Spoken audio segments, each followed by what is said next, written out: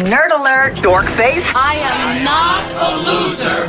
I just have a bad haircut. Kind of a major dork. Oh, nerds. If you're into science, tech, or unique hobbies, you're listening to the right show. On Get Nerdy With It, we interview nerds talking about their passions. This is Get Nerdy With It.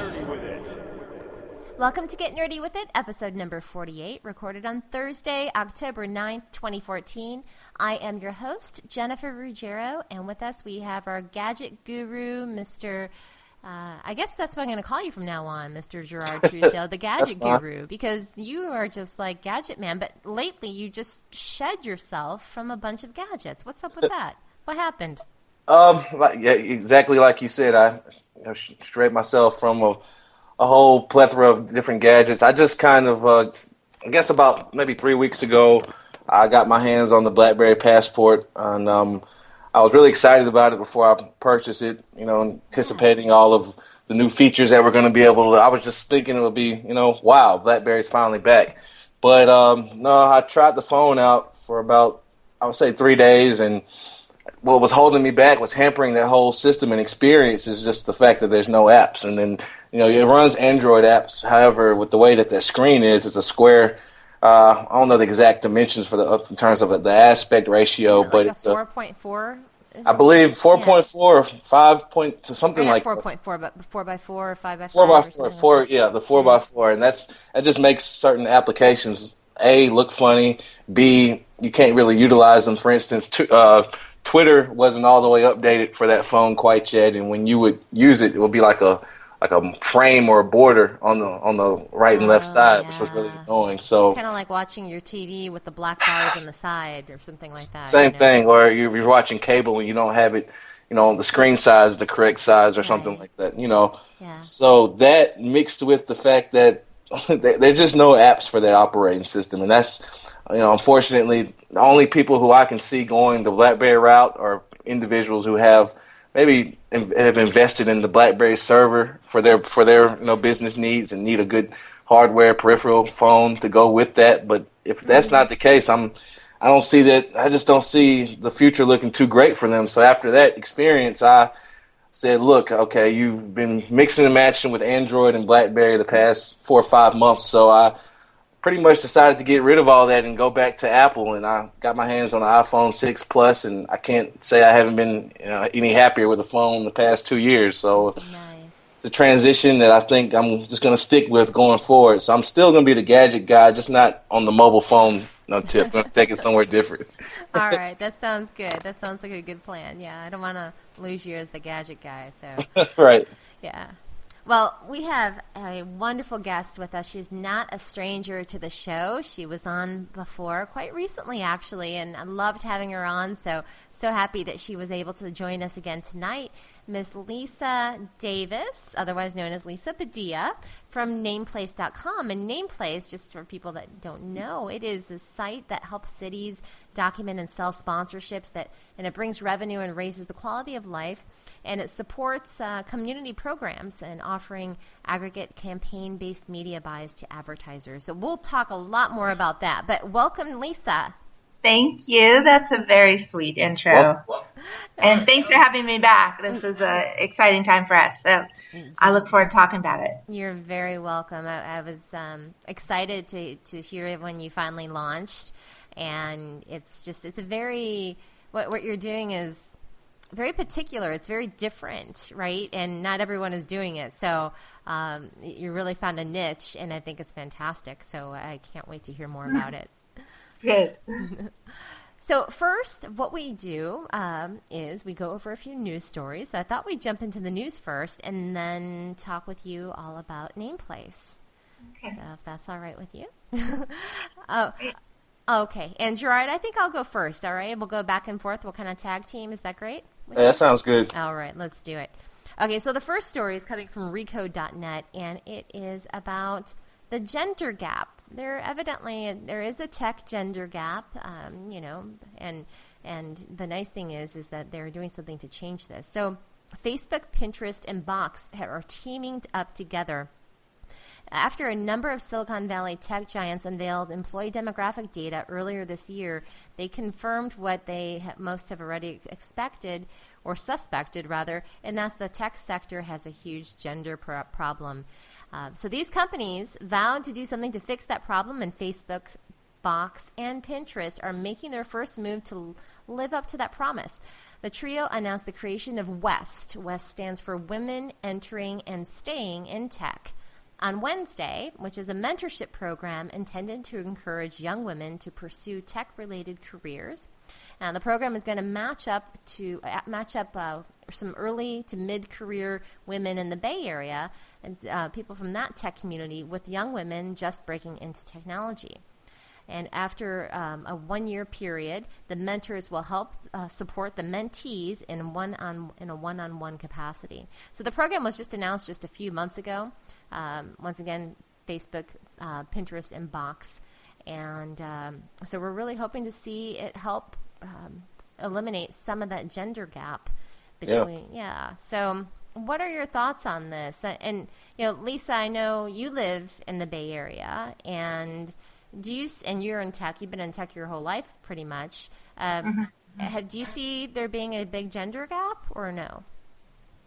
There is a gender gap, and whether or not that has to do with girls' interest in math and science in school. There are initiatives that are trying to help with that, but by the percentages, 4% of CEOs in tech are women. That's pretty skewed. That's a pretty big number. It is. That's a huge number. Yeah. But on the ground, in the trenches, it really doesn't matter if you're male or female. It's whether you have the chops. It really is. I noticed the same thing. I haven't been, at least to my knowledge, I haven't been discriminated against being a female in tech. And, I seem to get along fine with them. It's just one of my passions, right? It's been a passion of mine since I was a little girl. And I've never had a problem kind of fitting in with it. And maybe it is just some women are just not as interested in it. It's interesting. Facebook reported that 85% of its tech positions were filled by men, and at Pinterest, that number is 79%. Interesting. Yeah. Interesting. What are your thoughts on this, Gerard? I think that there's definitely the gender gap exists in technology and computer science as a whole, but like you just said with the Facebook stats, with underrepresentation, all that's going to do is continue to lead to more and more underrepresentation. So just getting rid of the whole stereotype, about women in technology, I think is going to be a part of the equation that has to be accomplished here. But the fact that Twitter and Pinterest are trying to step up, take responsibility to maybe change this and take initiative, I think that's very very cool, really awesome thing. Not to say it's going to solve the problem, but it might at least challenge some of the biases that are out there, and then that'll eventually change over the statistics a little bit. So I think it's a really good thing right now that's being addressed. And and I also wonder if this gender gap will narrow. Is that the right term, or is it widen? No, narrow, right? Yeah. Will in the coming years, anyway, naturally on its own, since more and more, basically there's so many different tech positions today. Everything we do is involving technology, and that's really the direction that people need to go in, right? So perhaps it will just naturally diminish as it is, Right. Because I think her name was Kimberly Lockhart. She started the whole Box. Well, she helped start Box, the online cloud service, and I think she was like 4 or 5 years out of college, and now she's like senior vice president at Box, which is really like a startup firm back in 2009 and 2010. So you hear about certain stories of women pioneers in technology, but I would personally just like to hear more stories about that, because all it's going to do is create better teams in the future and more diverse backgrounds and things like that. So yeah. Well, I thought that was an interesting story. So I was happy to see that the three are teaming up together to produce West, and hopefully we'll see more women in tech in the near future. I tell you what, I wish that, I don't know how you feel, Lisa, but I wish I were a 20-year-old today and starting off in tech. Like or even younger, maybe 18 or something, and just kind of starting off and just doing it all over. But oh yeah, no, I'm definitely not the youngest in the room anymore. But that doesn't have anything to do with contribution level. So, I don't quite see any ageist behavior. That's not my experience so far. But that's great. But I've also always thought that you need a good mix of grown-ups and kids to make a startup work. So, yeah. I love the way you put that. You're right. I think you do. You do. So, Gerard, what do you have for us? Can you hear me okay? Yeah, I can hear you fine. My first article deals with all of the, basically a comparison between the voice services on the iPhone, the Windows operating system, as well as Google. Oh, yeah, Google Now, Siri, and Cortana. Right, right. Google Now, Siri, and Cortana. There's basically a agency called Stone Temple who went through a series of tests regarding, asking different questions, getting feedback, and trying to see which one was the best out of the three. Mm-hmm. And to get straight to the point, Google Now pretty much blew Siri and Cortana. Hey, go Google! Woohoo! What are you all's experience with Google Now in terms of the voice capabilities? Okay, I love it, and Siri can F off, because I spent so much time just making people around me laugh at me, trying to be serious and do serious things in meetings. And when I switched to Android, we are just in love with that voice system. My husband has a Moto X2, and we just adore it. We were literally just playing with it right when you called. Aww. Wow. What about you, Jennifer? I agree with Lisa. I love Google Now. I use it all the time, and in fact, I even use it. I carry right now. I'm carrying 2 Androids and an iPhone. And I use it on my iPhone, too, because I have the Google app installed on my iPhone. And instead of Siri, I end up going to when I have to ask questions, I open up Google and I ask questions in Google instead. So I can use Google Now. Plus the cards. The Google Now cards are just so great. And now I have it on my desktop, too. And, it works so well. So I'm a huge fan of Google Now. I never seem to have issues with it, only if there's a connectivity issue. Mm-hmm. But yeah, I find much better results. Do you have any experience with Cortana? I don't really have too much experience with that service on Microsoft. You would think that I would, being that my day job is in telecommunications, but I have not even played with Cortana one time. So, no. Mm. Have you, Lisa? No, not at all. I just see the commercials on TV. Yep. That's all I know.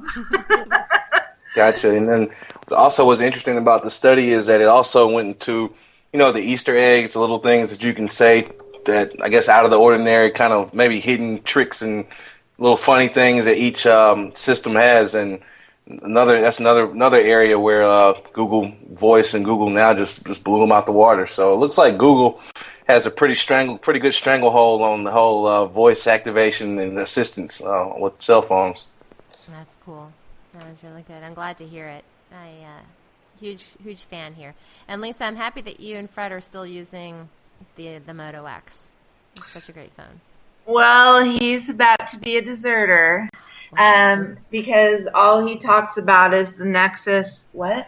The Nexus what? I know what you're doing. He's watching Star Trek on his iPad, and he can't hear me. The new Nexus that's coming out. Yes. Nice. That sounds really interesting, and I'm really into the camera, really, really into the camera. So the more that acts like an amazing cinematography tool, the better. So I'm really happy with my phone. I've dropped it about 400 times, and it's it's got one little nick in it. It's pretty sturdy. It is a sturdy phone. You know, I Doesn't dropped bend. it. I dropped it. Mine on when I was hiking in Mount Etna, and that actually scratched and cracked the screen when I dropped it there. But that's the only time. I mean, I've dropped it so many other times. It's not a bad scratch, but I figure, you know, if it takes a volcano to crack my phone, then that's pretty good. So, yeah. But I'm looking forward to that Nexus also, and that's out by Motorola, so we hear, right? Right. Yeah. That'll be nice. Yeah, exciting. Yeah. Well, speaking of Google, my next story is about Google launching Google Plus polls. This launched today, and this is through its Polar acquisition. So Google announced today that it now has polls in Google Plus, and this feature is directly related to the purchase of Polar, which was a polling service. And that was actually created by designer Luke Robelski. And Google Plus Engineering Vice President David Besbury announced that Polar would be shut down by 2015 and that the Polar team would be assigned to Google Plus as beautiful and simple to use as possible, especially on mobile devices.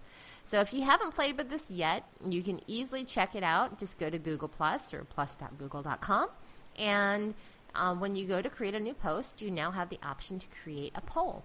It will tell you how many people have voted, and you can make it public or private, and you can put so many different options on there and add a picture to it. So I did a poll today, and let me see what the results are of it actually. I just did the basic, what do you prefer, iOS or Android? And does anyone want to take a guess on which one was the winner? Android. Yeah, what do you think, Lisa? Oh, Sorry, absolutely Android. Yeah. Okay, so if I'm looking right now at 8:36 p.m., so far this has 178 votes, 8% iOS, 92% Android. Oh, wow.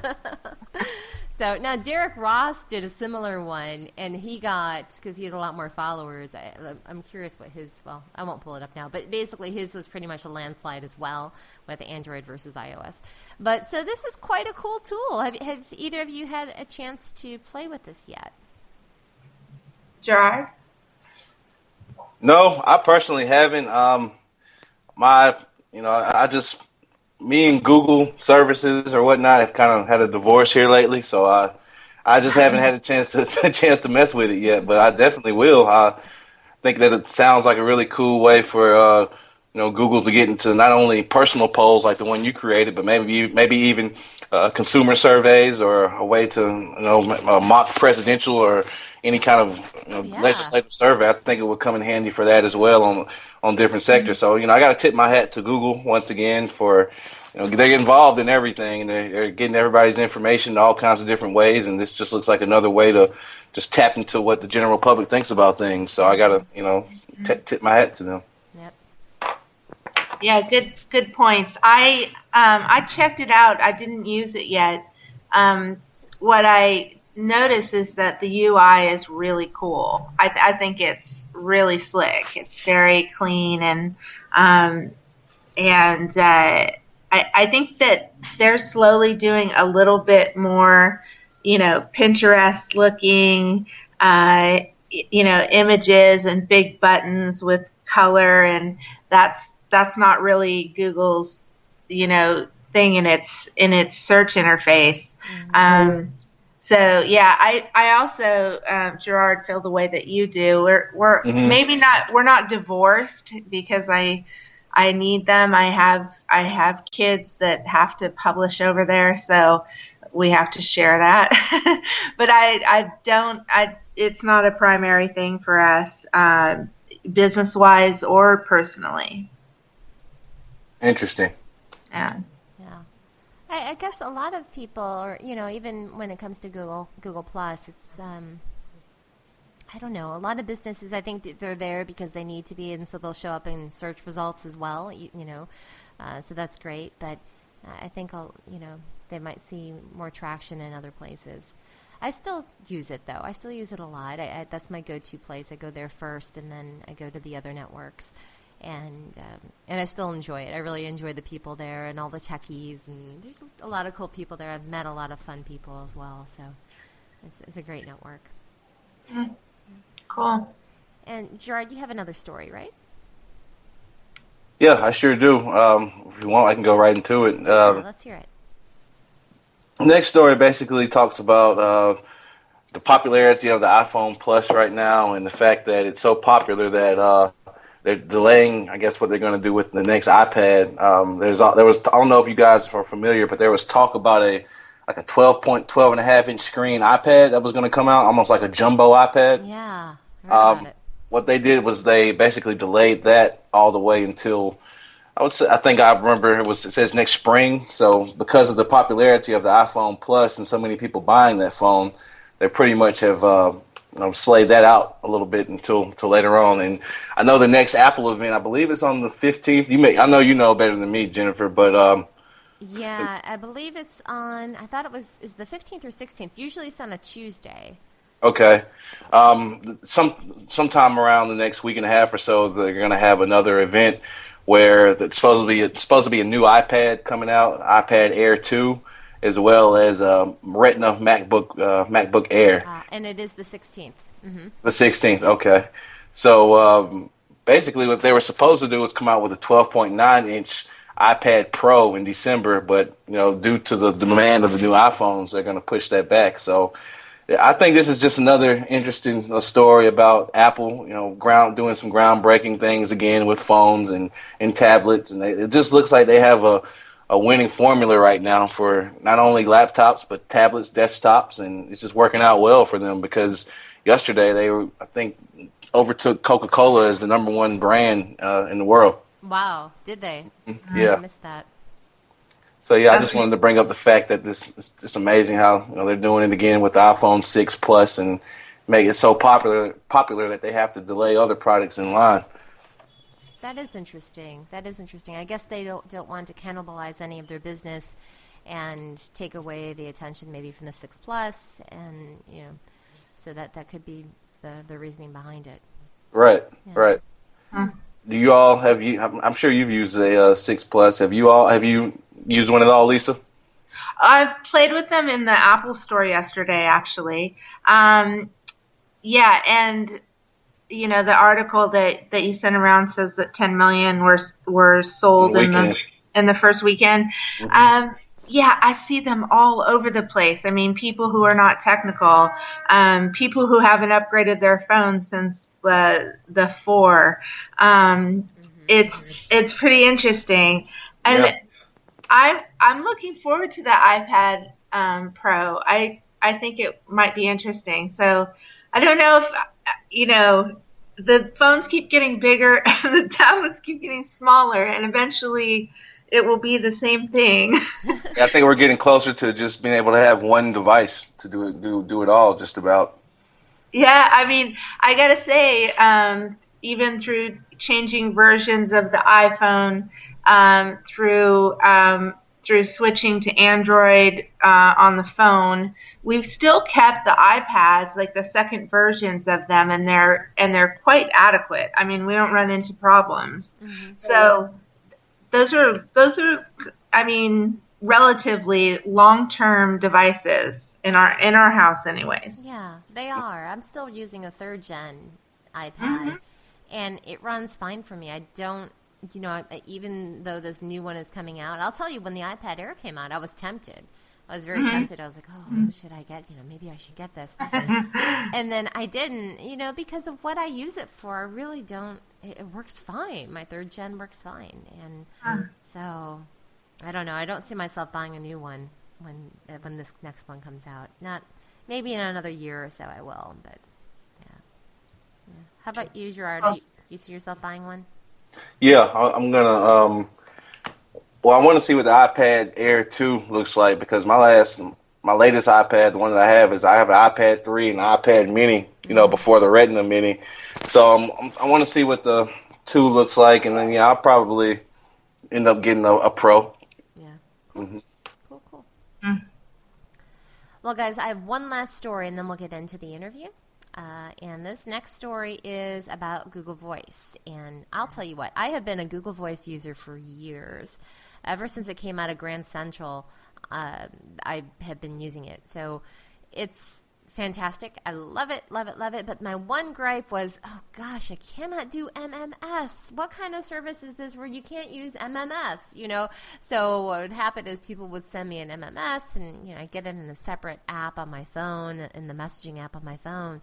But a lot of times I'm always viewing my Google Voice on my desktop. I'm viewing it in my Gmail or on the Voice app or the Voice extension in Chrome. So now I can actually receive MMS in Google Voice.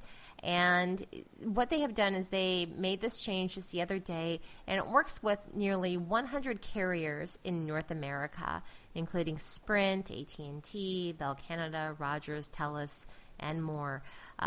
So it's not working with Verizon yet, but it does work with most of the others. And the way this works, some people might have Google Voice, but they haven't noticed this yet, is you need to integrate your Google Voice with Hangouts in order for it to work. So you want to merge the two together and use Hangouts as your SMS app. And once you do that, then you'll be able to access and receive the MMS pictures and even send them. And so the article I'm reading right now says you can't send it, but I've been able to send MMS through my Hangouts app to other people to their phone numbers, not as a Hangout message, but to their phone numbers themselves. And it works. So I've been really quite happy with it. Now, Lisa, do you use Google Voice? I use Google Voice all the time. Yeah. I've only used it a few times, surprisingly, on my desktop, mainly because it's a learning thing. I just forget that I have that awesome thing there that I can talk to at any time. But I use it on my phone constantly, and because it's so darn accurate. Yeah, it's great. Now, did you integrate your Google Voice with your Hangouts or no? No, I haven't done that. Okay. Yeah. Because if you do that, then you would be able to receive, because if you're using it for your text messages and for your voicemail and all that, then you would be able to get the pictures too through the Hangouts app. So do you know is Sprint supported? It is. Sprint is the one carrier that is 100% supported. And what Sprint has done is fully integrated, so you can use your existing Sprint number as your Google Voice number, or your Google Voice number as your Sprint number. It will go either way, and it's seamless, and it works beautifully. So if you haven't fully integrated them yet, check out voice.google.com and see if you can integrate it. And it works so well. I haven't been happier. And I'll do different, the customized voicemail greetings for different people, and it's just nice to have a record as well of everyone who's called you, every text message you've received, every outgoing call, and then you can record calls, But it's just nice to have all that in one place. It's, some people might find it creepy, but I like it. So, just to have an archive of everything. Gerard, how about you? Have you used Google Voice?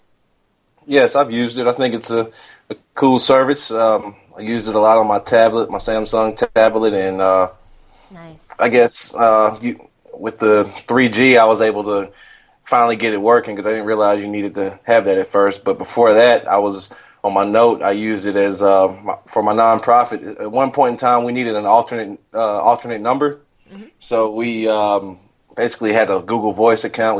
Me and the co-founder, and people would call that line, and we could even text some people, and I thought it was pretty cool. It's a nice little addition. Yeah, I know you can put it on the iPhone as well. Yep. You can have it on the iPhone, Android, pretty much any number, any cell phone number. So, excellent. Well, I want to hear all about Nameplace from Miss Lisa. So, Lisa, can you tell us what exactly is Nameplace? Okay, Nameplace is a marketplace for buying and selling naming rights and sponsorships. Okay. we serve municipalities because the cities are always in need of more money, and facilities and services and events that they do are always needing more money.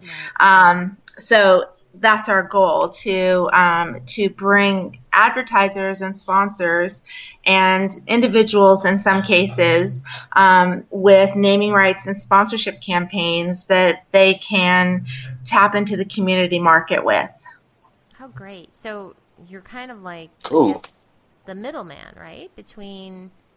Yeah, we act as an agent. Yeah. As an agent, yeah. That's wonderful. Well, now, how did you realize that there was a need for this? How did you come up with the idea? Were you working in marketing? I know you have a marketing background, actually, I believe. So were you... I do. I have an advertising and marketing background, and like a lot of people, our CEO and other founder, Ron Brown, and we're both volunteers in our communities and in schools, in sports, with our kids, and we have work on several past projects together, and we were kicking around another idea, and part of it came from looking at some of the larger sponsorship deals that happen in the Bay Area. We have some, rotating branding that happens on some of the larger city assets like stadiums or coliseums, right? Or there's around here, there's, HP Pavilion, there's O.co Coliseum, there's AT&T Park, there's Levi Stadium, which was just finished and opened down in Santa Clara. And what it took to make that happen were large teams of ad sales and creative people to, put together a program that was saleable to those large sponsors and negotiate the all the costs and the pricing and the schedule and all of that stuff. And so what we're doing is that in the long tail fashion, where we're going deep into communities and finding those assets that are really unrealized. It's really found money for the cities to bring the sponsors, to them. So it was a cool idea, and it didn't take long before we were just building it as we were continuing to talk about it. And it started going like this. Oh yeah, like that. So exciting. That is really exciting. That's great. And have you been working with Ron for a long time? Ron and I have been working together for about 15 years. Wow. We first worked together at a company called eFax, and that was eFax. Yeah. There you go. That's right, fax by email. So there are a few people that still do that. They're probably affiliates of eFax. That company, did well, and we kind of took it off the ground. So that was a wonderful experience. Yeah. And we worked together on a few other projects. So we've got some rapport. Yeah, that's great. That just takes me back, because I remember back in the 90s using eFax and just, Exactly. I think it was like the late 90s, I think. Or maybe it was early 2000s, I don't know. But it was ahead of its time, It was like, oh, wow, you can do this over, for kids that are listening today, I don't even know if they know what fax is. But and then again, I don't think we even have any kids listening. So, but that's really cool. Now, have you had pretty good buy-in from the municipalities? Well, in February, there was a news story on TV one morning about the city of Oakland, and they were opening up 130 parks in their city to naming rights because they were trying to raise around $120 million to support and maintain those parks and make them safer. and I won't go into all the psychology about and physiology about why it's great to have parks, and it's good to have them within walking distance of your home, and it raises the quality of life for residents and visitors. And well, I guess I'm going into it. So so It anyways, does. It really so does. we contacted the city of Oakland. We had several meetings with them, and they were very open to a new channel of revenue, and they said, take this and help us out with it. And they gave us some other projects, like a soccer tournament that they have, and some other ideas. They had lots of ideas, and we find that when we talk to people, they have a million ideas that are things we didn't think about yet. It's a really big idea. But they're very open to it, especially since we don't take any money from the cities or the sponsorship owners. The advertisers pay a finding fee. As I said, we act as agents. And city organizations, sport organizations, very open to this idea. I think it's fantastic because it also, a lot of times if people can go through you, rather than having to find look up each sponsorship opportunity individually and find who that contact is, how do they make those contacts, who are you going to call, that kind of stuff it takes a lot of research, it's not easy to find.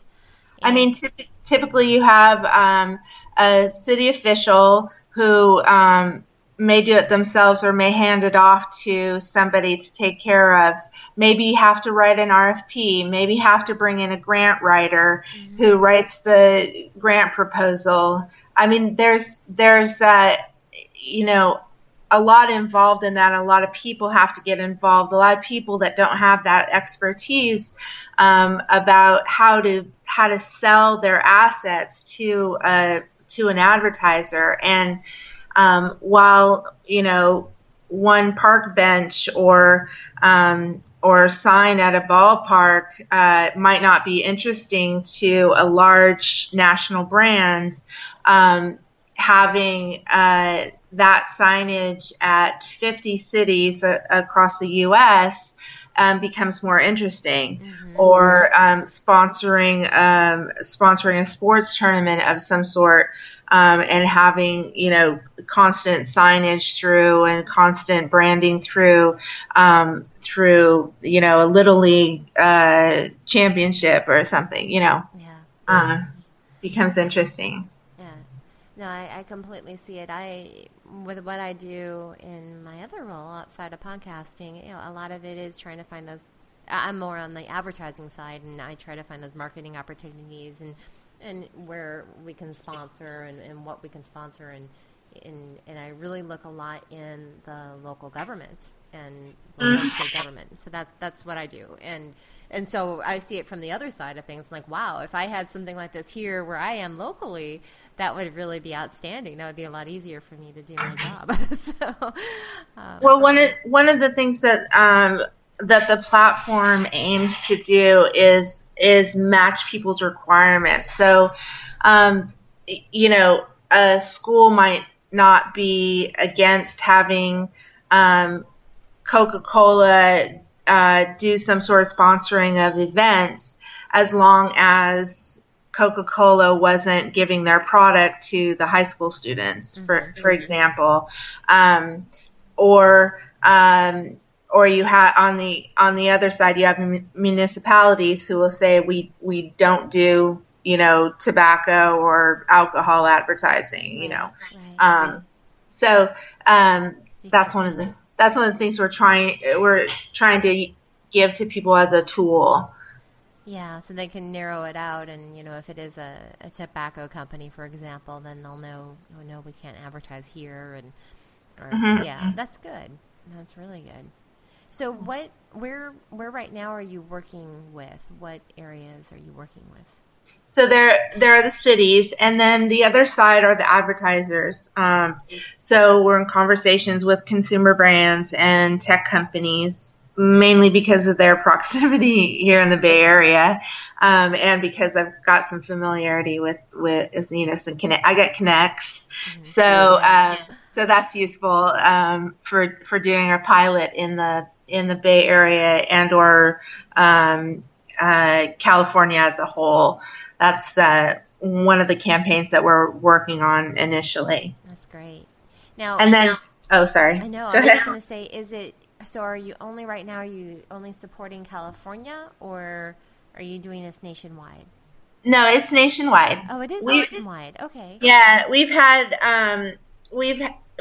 some offers from Africa. We're starting in the U.S. We feel that's a good place to draw the line, but it needs to be national to really interest a significant number of advertisers to come on board and be able to really sift and sort through the opportunities, and really align them with their own needs and budget and all that stuff. Now, so they can put in, for example, what budget they have, and then find the opportunities that match their budget, right? For advertisers, right? Okay. Right. Yeah. I was taking a look at the site that you had sent me, and was really impressed with it. And I thought, wow, this is quite cool. And I also noticed that people can register as advertisers or as a municipality. Gosh, I can't speak tonight. So that's good because they can kind of see from both sides of the fence there. Advertisers use the site to go through and create an insertion order that they can save and go to talk to with their customers or their boss or whoever needs to, sign off on it. They have a few days to review that and keep that saved before it's put back into the inventory in the catalog. So we're initially serving cities or the harder to say municipalities. Exactly. No, I practice every morning in the mirror. So as we get critical mass with cities, then what we're really doing is looking to lean sponsors with a big data and smart science strategy, while we'll also initiate programs in the out-of-home market that are more extensive than just static science and when you promote something right now, you go take a picture of it to prove that you put the sign up. What advertisers, are looking for today are some nice hard data to work with, and that's what we're implementing from the beginning. So the out-of-home market is the the longer game for us. That's great. That makes sense. That's logical. So if someone were interested in wanting to do this now, how would they start? Or is the site's not, or is it fully live now? Or no? Yeah, it's live, but we're slowly onboarding the city sponsorship assets now. So all people need to do is leave their email on our homepage. We're also on LinkedIn and Facebook, of course, and we're active and can be reached there. But we went live a couple weeks ago, and we're onboarding cities now. I'll be at a conference in Charlotte, North Carolina next week, which is the National Recreation and Parks Association's Congress, and they have 7,000 Parks and Rec professionals that come and hear about ways to improve their parks. And so we're looking forward to meeting people out there. Wow. Well, Charlotte's only about 90 minutes for me, so I might have to. Yeah. So I might have to meet up with you. How long are you going to be in town for? 3 days. 3 days. Yeah, so we'll get together offline. No, that's fantastic. What a great opportunity. Wow. Yeah, thanks for letting me telling you about it. It's great. Yeah, I love it. Now, Gerard, do you have any questions for Lisa? No, not anything major. I just wanted to know if there were any projects or things you guys have worked on that have stood out in your mind that I guess that kind of made an impact or just a major, difference, or just something that kind of anything you worked on that's just stood out to you. You mean previously, Ron and I? Is that what you mean? Yes. Yeah, it's always been, trying to stay at the bleeding edge of change. And a few years ago, for example, we were working on a home remote, which basically looked like an iPad before the iPad came out, but Wow. you could control in a picture of flipboard kind of functionality on this that controls your lights and your heating and your TV and your blinds and anything else is mechanical. So it's like the ultimate home remote, right?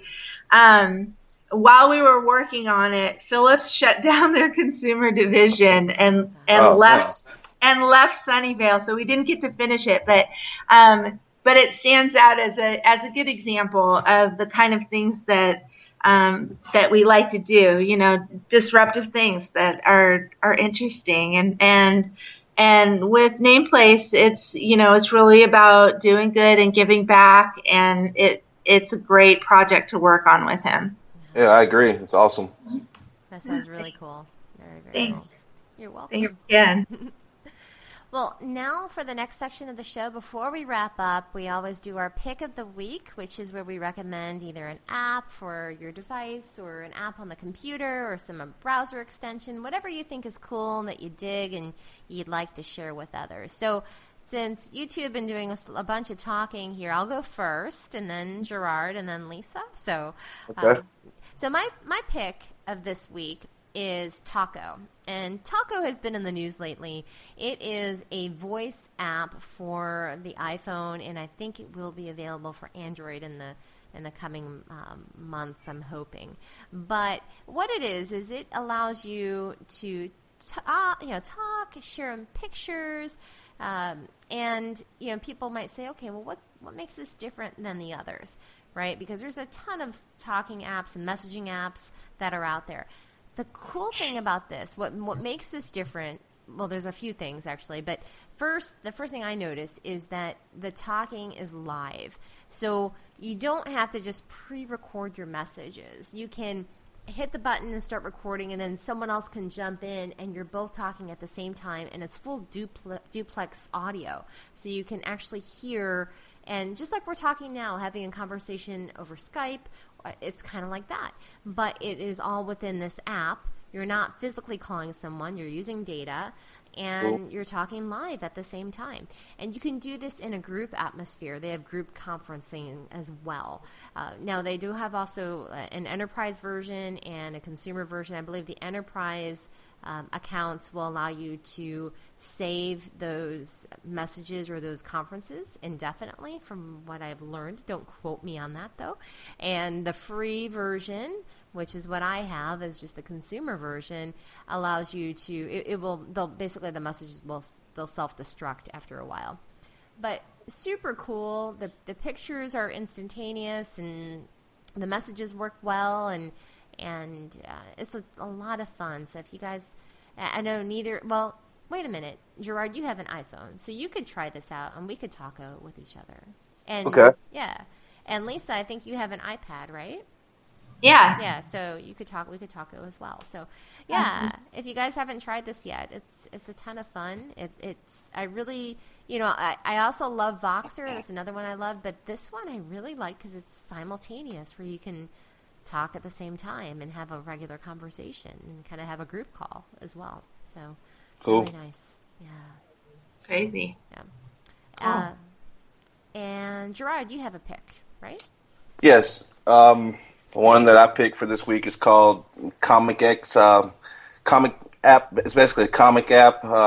Comic Chat. It has a really, really funny name. Sorry for my pronunciation of it, but it's called Comic X Chat. That's the way you'll find it on your app store it's available for Android, it's available for iOS, and it's also available for Windows Phone. And what it does is basically change your whole perspective of sending text messages. Instead of it just being one text to another, they give you kind of like an avatar, a character that looks like a comic book character, actually. So when you send your text, it kind of comes out of the character like that. It's a really cool app. The only downside to it that I can see right now, the only drawback is that you have to get your friends involved in order for it to work. If you don't know anybody else on who has the app, because you have to create your own username and you can't really talk to them. So it's cool for maybe a little group of people who want to mess around with the app. But I personally, when I first read it, I thought it was going to take what my native SMS app and transform those into comic-like text, but that's not really the case here. It's still an interesting app. Does it still use your phone number? Yes, it uses your phone number though, but you pretty much create like a username after you install the app. So let's say I were to text you from a phone that does not have Comics Chat installed. Would you receive a plain SMS in the Comics Chat app? Or I would receive it on my just regular SMS. Your regular SMS. So it does not replace your native SMS app then, right? No, it's pretty much like a AOL Instant Messenger type of program. I see. What I mean? Okay, gotcha. Mm-hmm. It looks cute. It's a cool idea, really though. It has a really some funny looking characters. It's has a black and white theme throughout the whole app, and some pretty cool artwork. So if you find somebody else who wants to try it with you, I think it would be two people who want to talk to each other who talk fairly often via text message. I could see them trying that. Just saying, hey, let's just try this Comic Chat out real quick. So yeah, it sounds like fun. Mm-hmm. I like it. And Lisa, you have a pick as well. Oh yeah, I just I was just impressed with this week because I have a weekly meeting that is at a Starbucks, and when I walked in this week, I noticed that they have this new thing called Power Mat, and Power Mat is a disc that they inlay into the tables that is a wireless charging station for your phone. It works. Right. It works for iPhone and Android. You buy this little ring that sticks into it for whatever your phone is, and it gives you another reason to hang out at places where they have them, which include McDonald's, Starbucks, Delta, a few other places. Anyways, I want one because I am always looking for a plug at Starbucks to put my phone in. It's usually across the room, and it's not always a great neighborhood, so you never know, right? Yeah, you don't want to leave your phone hanging out across the room from where you are. No. So. Yeah, I think if I looked at the pricing, I think the rings are like $20 or something. Not bad, especially if you go to Starbucks a lot, and that's just that'd be worth it. So, yeah, they have an enterprise version too. They say. I don't know much about that, but okay. I like this. That's a smart idea, and it would definitely get people continuing to go to Starbucks and use their Wi-Fi, use their charging station, and and be set. Yeah. I love it. Good idea. Very good idea. Well, I guess it is time to wrap up the show. I'm sorry, but it is. We're approaching an hour, a little over an hour, I think. So thank you both for joining tonight. And, no problem. Yeah, it's wonderful. And Lisa, where can everyone find you online? Where do you want people to connect with you? The best place is probably my blog, which is LisaCast. Okay. LisaCast.com. Okay, I'll put that in the show notes. And how about you, Gerard? Where can people find you? The best place is either Twitter at Gerard Truesdale, GerTruesdale, or Facebook.com/GTruesdale. Those are the best places to find me. Excellent. Thank you. And for me, I'm JenniferRuggiero.com, but I'd rather you check out the show, which is GetNerdyWithIt.com.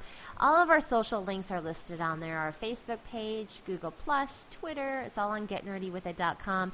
Be certain to please subscribe to us in iTunes. We're also on Stitcher Radio and iHeartRadio, SoundCloud, Spreaker, we're everywhere. We indeed also have an Android and iOS app, so please check that out. Mm-hmm. Thank you for listening to Get Nerdy With It. Join us each week as we interview nerds talking about their passions. Oh, nerds. And be sure to visit us at GetNerdyWithIt.com.